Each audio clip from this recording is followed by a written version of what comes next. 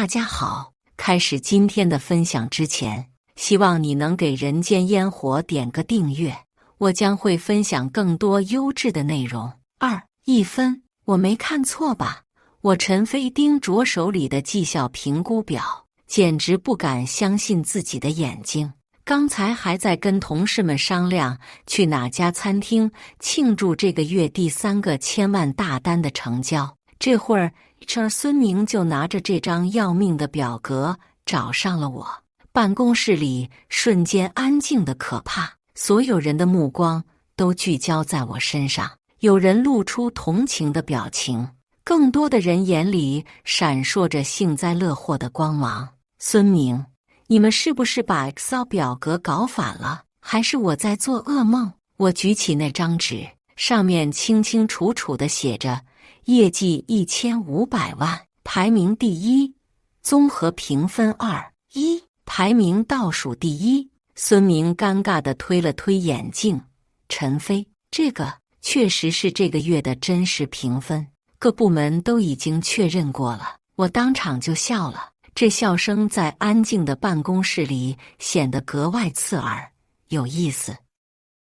看来今天要见识见识什么叫现代版指鹿为马了。旁边的老赵凑过来看了一眼，倒吸了一口冷气。飞哥，这也太离谱了吧，你这个月业绩是我的3倍啊。就是啊，小徐也忍不住说道。陈哥，你这个月签的那3个单子，我们整个部门其他人加起来都比不上。我摆摆手，示意大家别激动，没事，可能是我哪里做的不够好吧。我得去各个部门取经，看看人家是怎么评价我的。说完，我站起身，整理了一下衣服。那份绩效表被我随手放在桌上，就像放着一张废纸一样。第1站，财务部。李姐，你好啊。我笑眯眯地走向财务部经理李亚楠的办公桌。李亚楠看到我，脸上闪过一丝不自然的表情。陈飞，你怎么来了？哎呀，这不是想向您请教一下吗？听说这个月的绩效评分，您给我打了个2分，我想知道我哪里做的不好，好改正改正。李亚楠支支吾吾。那个，陈飞啊，你这个月超预算请客户吃饭了，而且发票写的不规范，我们财务这边不好处理。我点点头，一脸虚心求教的表情。哦，是这样啊，李姐，我问一下，我那顿饭花了多少钱？300多块。那我这个月给公司赚了多少钱呢？李亚楠有些不耐烦。这个1500万吧。我掰着手指头算了算，300块换1500万，这个投资回报率，李姐，您帮我算算，这是多少倍？李亚楠的脸瞬间红了。陈飞，你这是什么意思？没什么意思，就是想学习学习财务知识。我笑着说，谢谢李姐指导，我继续去其他部门学习了。第2站，行政部。行政部主管张建国看到我来，立马低下头装忙。张主管，你好。我热情地打招呼。哦，陈飞啊，有什么事吗？张建国头也不抬。我想问问，您这个月给我打了5分，是因为什么原因呢？张建国这才抬起头，义正辞严地说，陈飞，你的着装不够正式，经常穿球鞋上班，有损公司形象，而且停车不规范，经常压线。我低头看了看自己脚上的运动鞋，又想想自己那辆停在停车场里的车。张主管，我穿球鞋是因为要经常跑客户、爬楼梯，这样比较方便。至于停车，我承认有时候确实停得不太标准。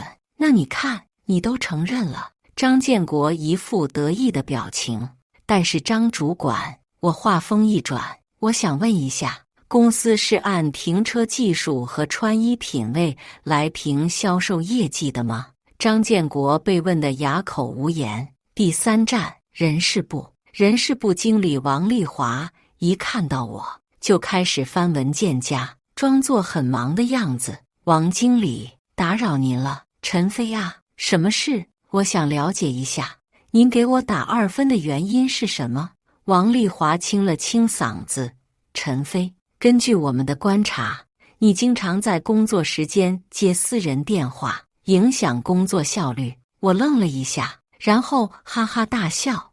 王经理，您说的私人电话，该不会是客户打来的电话吧？王丽华脸色一变，这个客户电话也要分场合啊。那请问王经理，如果客户打电话过来要签单，我是应该接还是不接呢？一圈走下来，我听得哭笑不得，合着这帮人是按停车技术、穿衣品味和接电话礼仪来评销售业绩的。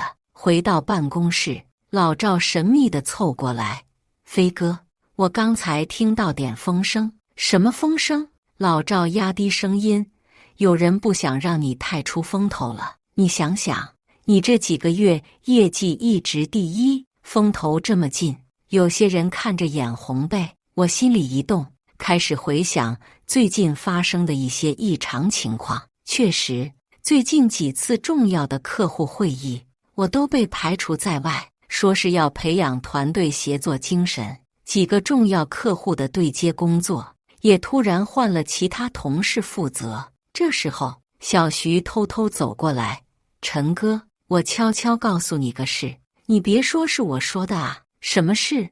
我昨天去魏总办公室送文件，听到他在跟别人打电话，说什么该敲打敲打了，不能让有些人太嚣张。小徐说的魏总，就是我们的销售总监魏强，一个40多岁的中年男人，在公司待了10多年，业务能力一般，但很会搞人际关系。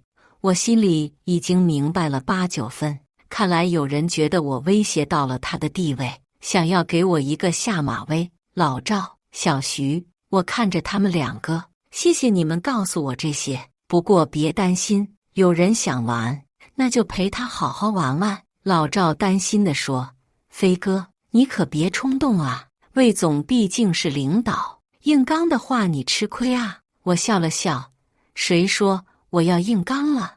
我这人最讲道理了，其实心里已经有了计划，想搞我，那得看看有没有那个本事。下班前，其他销售同事陆续过来安慰我，表面上说着同情的话，但我从他们眼神里看到的更多是幸灾乐祸。毕竟，我这几个月的业绩确实让他们压力很大。陈哥，这个评分确实有问题，你别太往心里去。就是啊，飞哥，明眼人都看得出来这不公平。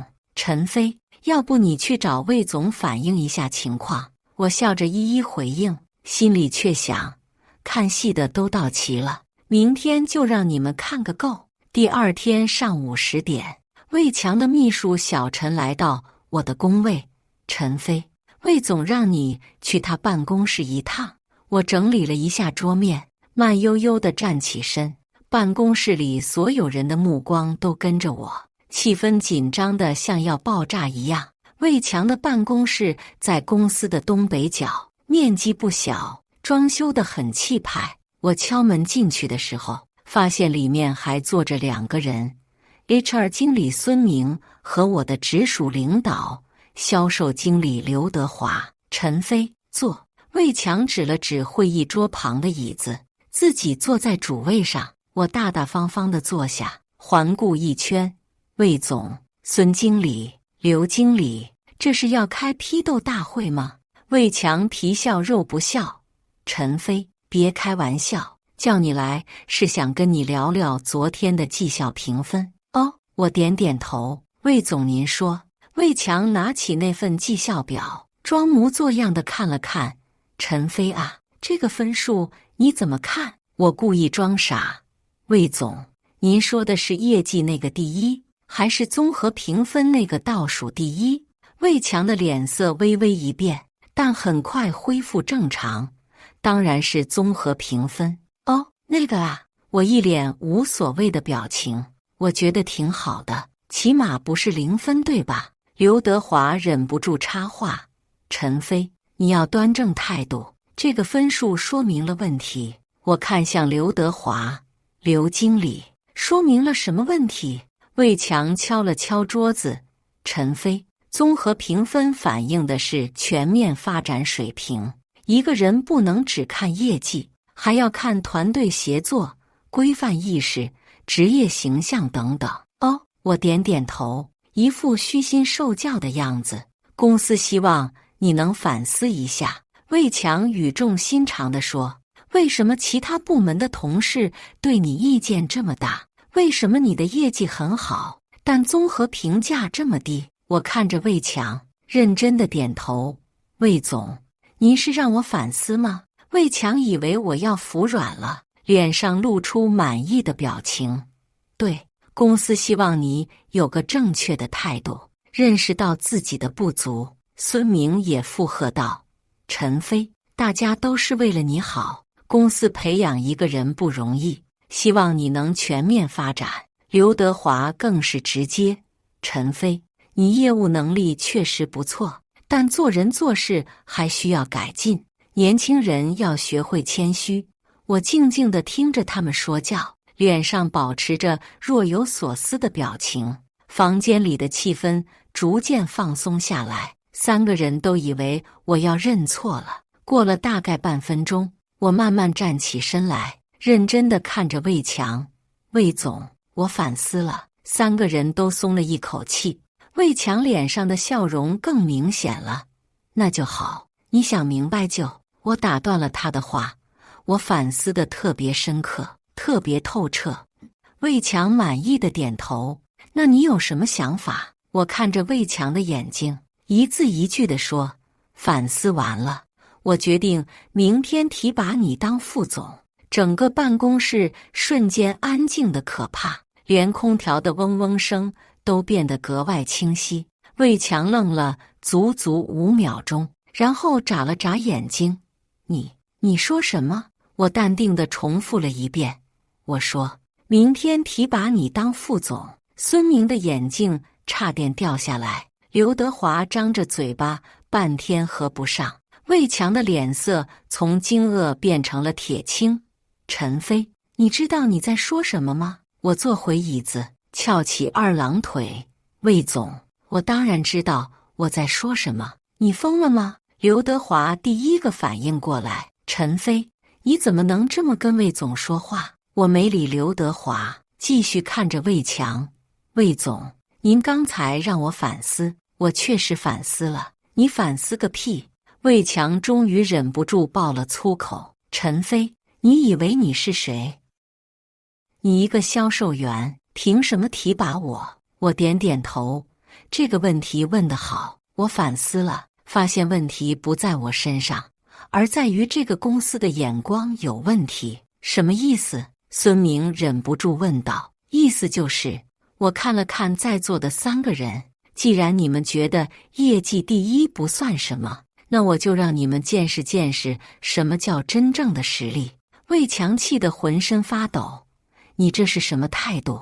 这还像个员工该有的样子吗？”我掏出手机：“魏总，要不我现在给海天集团的王总打个电话。”魏强脸色一变：“你想干什么？问问他，如果我不负责他们的订单，他们还会不会续约？”我淡淡地说：“魏总，这不叫威胁，这叫让你看清现实。”我真的拨通了海天集团王总的电话，还开了免提，电话很快接通了。“喂，小陈吗？”“王总，你好，我是陈飞。”“哎呀，小陈啊，怎么了？有什么事吗？”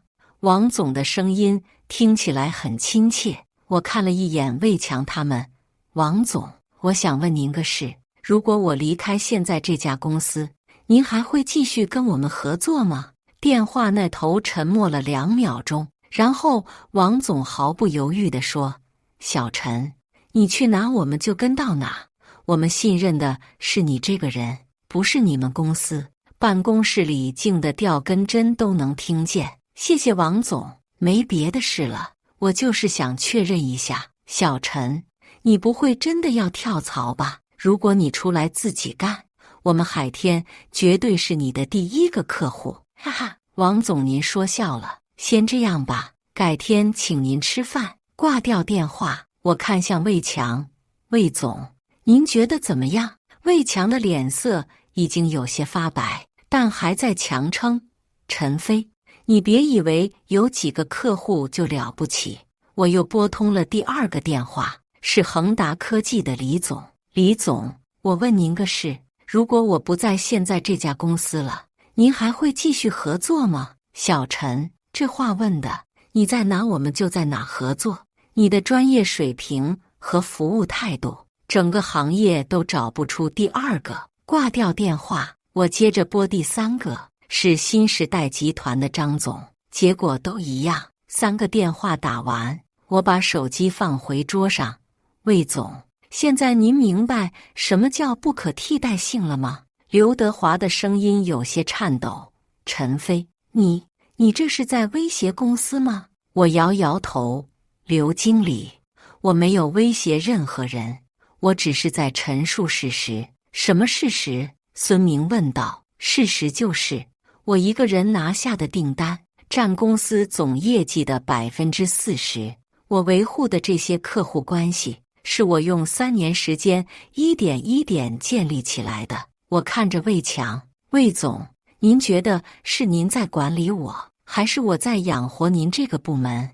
魏强彻底没话说了。就在这时，办公室的门突然被推开了，公司董事长赵振华走了进来。发生什么事了？赵总面无表情地看着我们，我在外面都能听到声音。原来刚才我们说话的声音太大，被路过的赵总听到了。魏强立马站起来，像见到救星一样。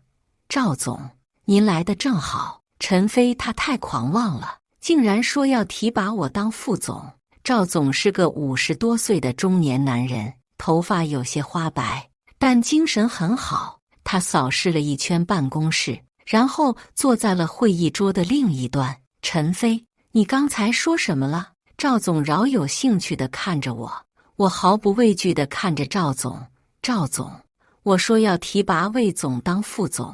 哦，赵总挑了挑眉毛，你凭什么？魏强赶紧插话，赵总，您看他就是这个态度，一个小小的销售员居然敢。赵总摆摆手，示意魏强别说话。整个办公室瞬间安静下来，只能听到空调轻微的运转声和几个人急促的呼吸声。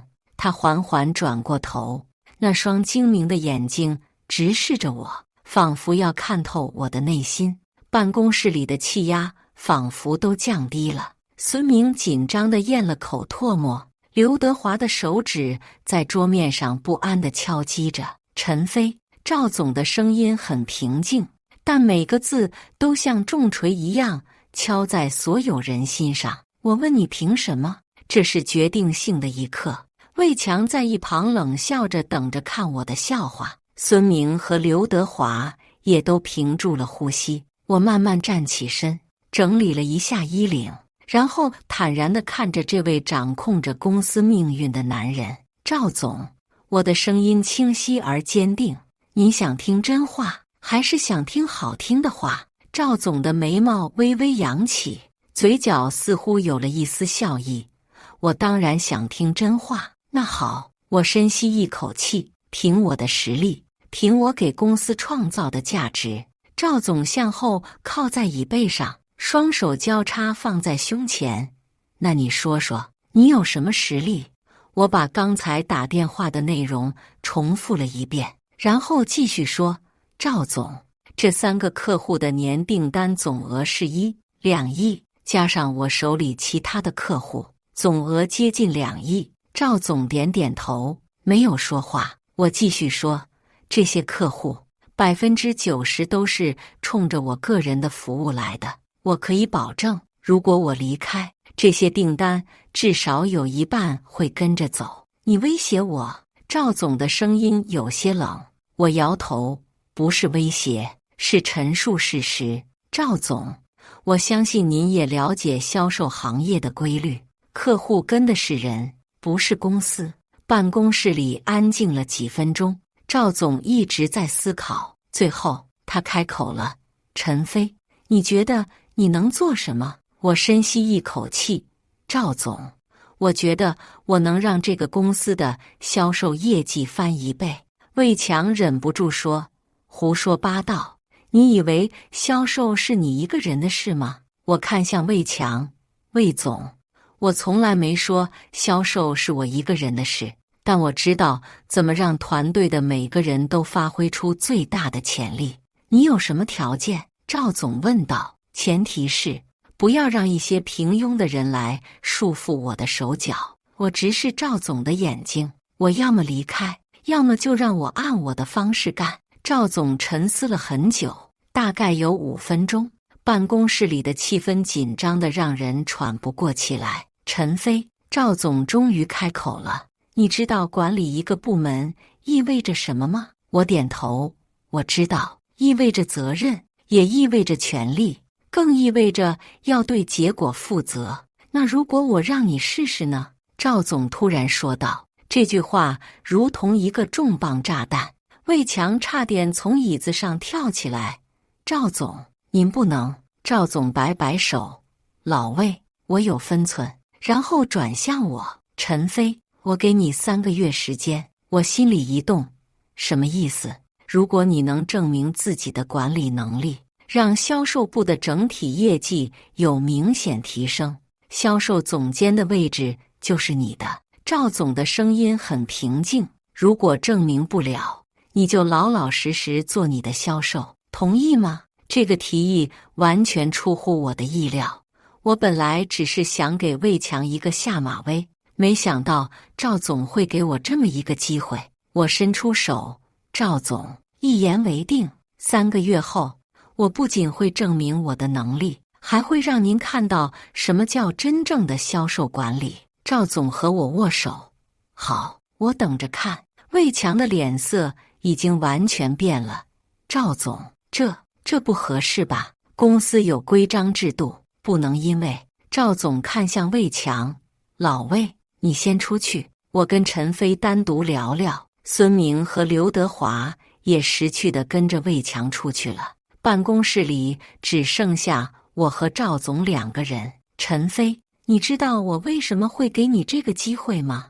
赵总点燃一支烟，我摇摇头，请您指教。因为我年轻的时候也是个销售，我知道什么样的人能做好销售。赵总吐了个烟圈，老魏这个人人品不错，但是格局小，思维僵化。公司发展到现在这个阶段，需要的不是稳定，而是突破。我点点头，没有接话。但是陈飞，赵总的语气变得严肃，管理和做销售不一样，你要管的不是一个人，而是一个团队。你要考虑的不只是业绩，还有团队建设、制度规范、长远发展。你真的准备好了吗？我认真地说，赵总，我准备好了，而且我保证3个月后，您会看到一个完全不同的销售部。赵总把魏强他们叫了回来，当着所有人的面宣布了决定。从今天开始，陈飞担任销售部代理总监，魏强协助工作。3个月后，根据业绩表现做正式决定。魏强的脸色难看极了，但不敢违抗赵总的决定。他勉强点了点头。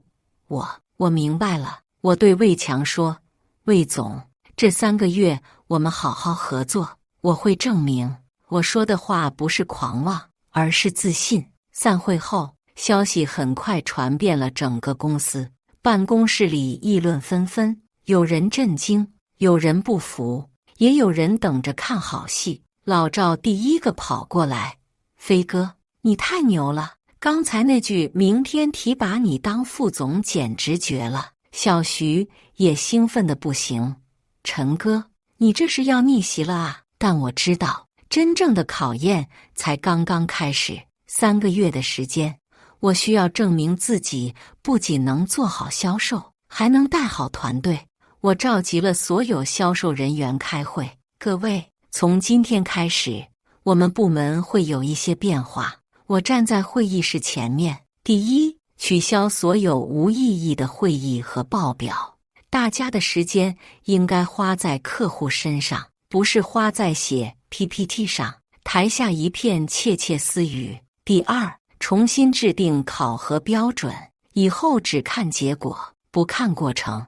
你们愿意怎么跑业务就怎么跑，但结果必须对得起你们的工资。老赵举手：陈哥，那之前那些规定呢？比如每天的工作汇报、每周的总结会都取消。我斩钉截铁地说：有问题找我，没问题就去跑客户。小徐问：那绩效考核呢？很简单，业绩说话，完成基础指标的奖金照发，超额完成的奖金翻倍。我看了看大家，当然完不成的也别怪我不客气。整个会议开了不到10分钟就结束了，这在以前是不可想象的。魏强当总监的时候，每次会议都要开2个小时以上。第1个月，效果就开始显现了。取消了那些繁琐的报表和会议后，销售人员有更多时间跑客户。我制定的激励政策也大大调动了大家的积极性。老赵这个月签了2个大单，业绩比之前翻了1倍。他兴奋地说：飞哥，这种管理方式太爽了，以前光写报告就要花掉1半时间。小徐也有不错的表现，成功开发了3个新客户，但也有人不适应。销售员老孙习惯了之前的安逸状态，新的考核标准让他压力很大。他私下抱怨：陈飞这是要把我们往死里逼啊！我找老孙谈了次话：老孙，你觉得有什么困难吗？老孙支支吾吾：没有困难，就是节奏有点快。老孙，我们做销售的，节奏本来就应该快。我看着他，公司给你工资，是希望你能创造相应的价值。如果你觉得跟不上，我可以帮你申请调到其他部门。老孙赶紧摆手：不用，我能跟上。第1个月结束，销售部的整体业绩比上个月提升了40%。这个数字让整个公司都震惊了。赵总专门找我谈话：陈飞，效果不错啊，这只是开始。赵总，我充满信心地说，等团队完全磨合好，效果会更明显。但我也知道，魏强不会这么容易放弃。果然，他开始在暗中搞小动作。第2个月，魏强开始反击了。他先是向赵总汇报，说我的管理方式太激进，可能会造成团队不稳定。然后又向各个部门散布消息，说销售部现在管理混乱，没有规章制度。更过分的是，他还试图挖走我的客户。我发现有几个客户突然对我们的服务表示不满，仔细一打听，原来是魏强在背后说坏话。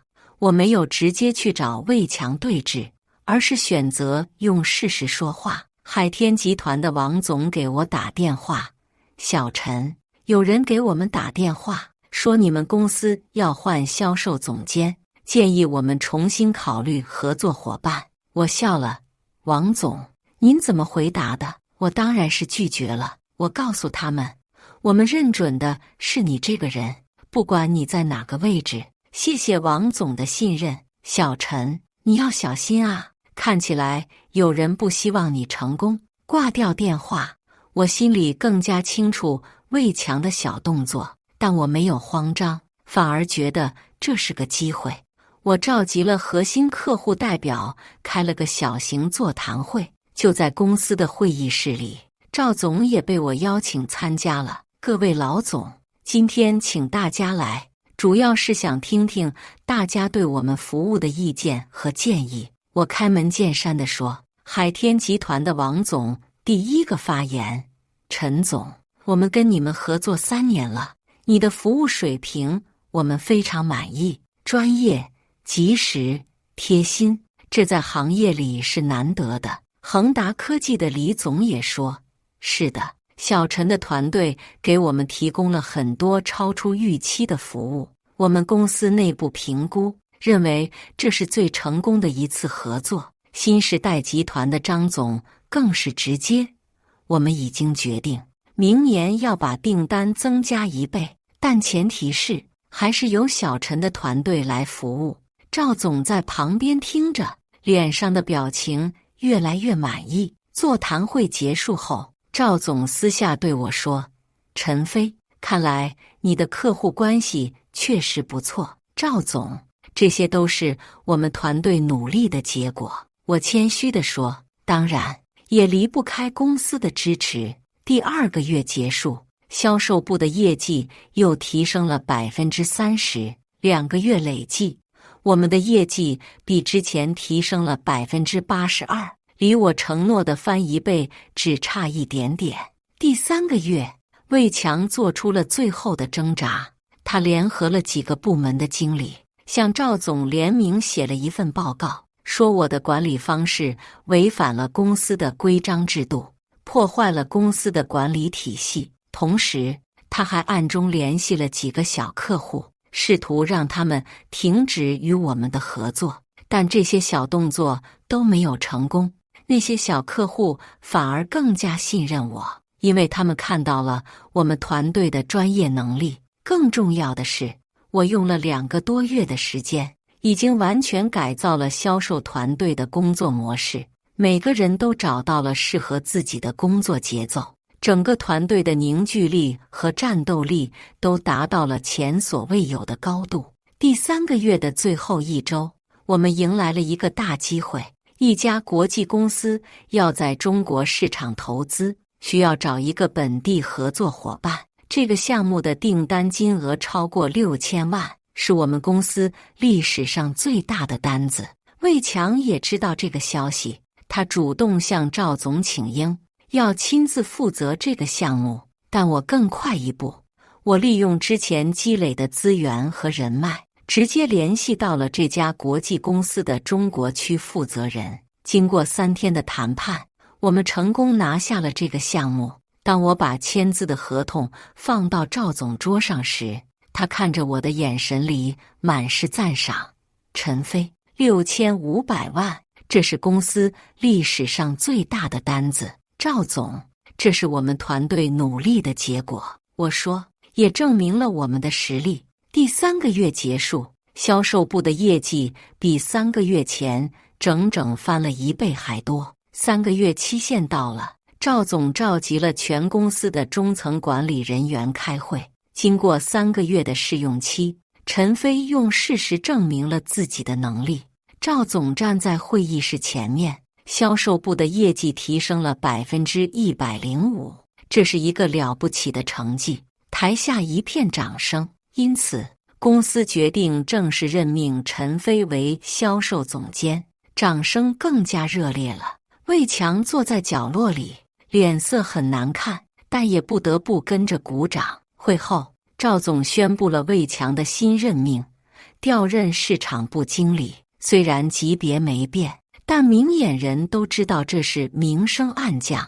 魏强临走前找我谈了次话：“陈飞，我服了，你确实有2把刷子。”我看着他，魏总，我从来没想过要针对你，只是我们的理念不同而已。是啊，魏强苦笑了一下，我确实老了，跟不上时代了。魏总，市场部也很重要，好好干，还是有机会的。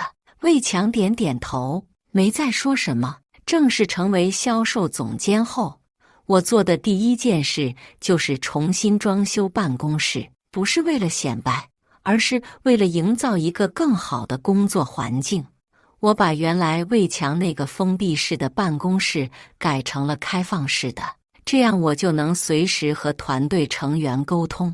老赵开玩笑说：“飞哥，你这办公室比以前大了1倍啊，大了又怎么样？”我笑着说：“重要的是我们能在这里创造更大的价值。”那份2分的绩效表，我让助理小王裱了框，挂在办公室最显眼的地方。很多人不理解，小王问我：“陈总，这个为什么要挂着？”提醒我永远不要被别人的偏见所束缚。我看着那个分数，也提醒我，真正的实力不需要别人的认可。